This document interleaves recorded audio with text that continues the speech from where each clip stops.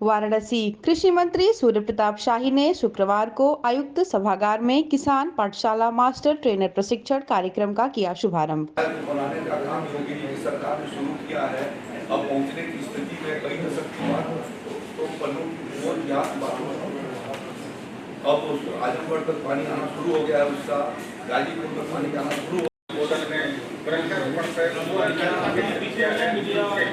पानी नहीं आया है 350 किलोमीटर। शारदा साहब दूर ही नहीं थी।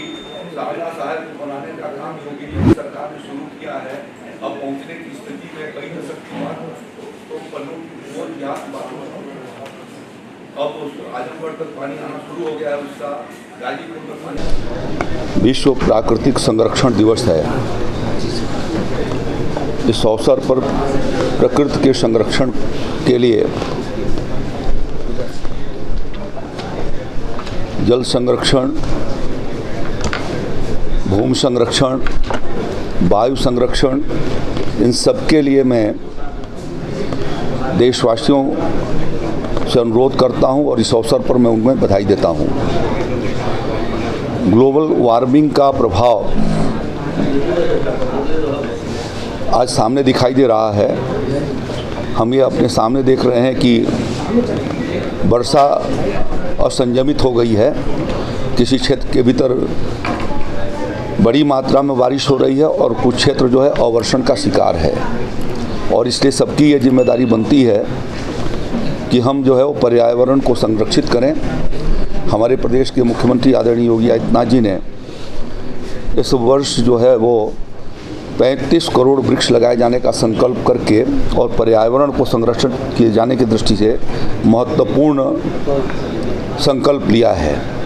पिछले 22 तारीख को 30 करोड़ वृक्ष लगाए गए। 15 अगस्त को 5 करोड़ वृक्ष लगाए जाएंगे, जो पर्यावरण को संतुलित किए जाने में अपना एक बहुत बड़ा योगदान देगा। और मैं सभी प्रदेशवासियों से ये अपील करना चाहता हूँ कि इसके भीतर वो हिस्सेदारी बटाएँ।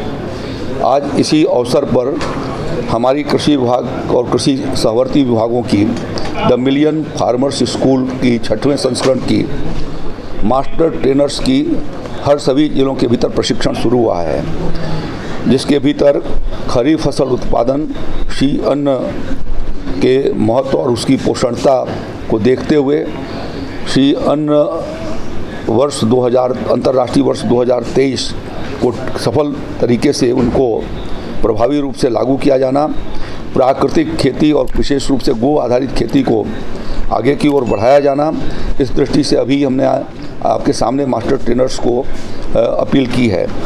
इसी प्रकार से कृषि विभाग के द्वारा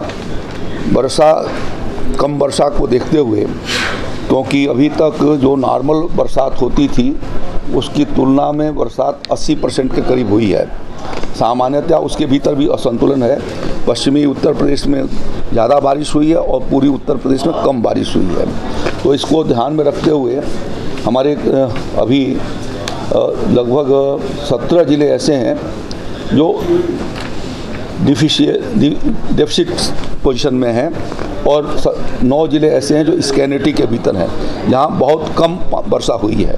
तो इस दृष्टि से अभी मैंने अपील किया है कि उन जनपदों के भीतर वैकल्पिक खेती कौन सी हम कर सकें।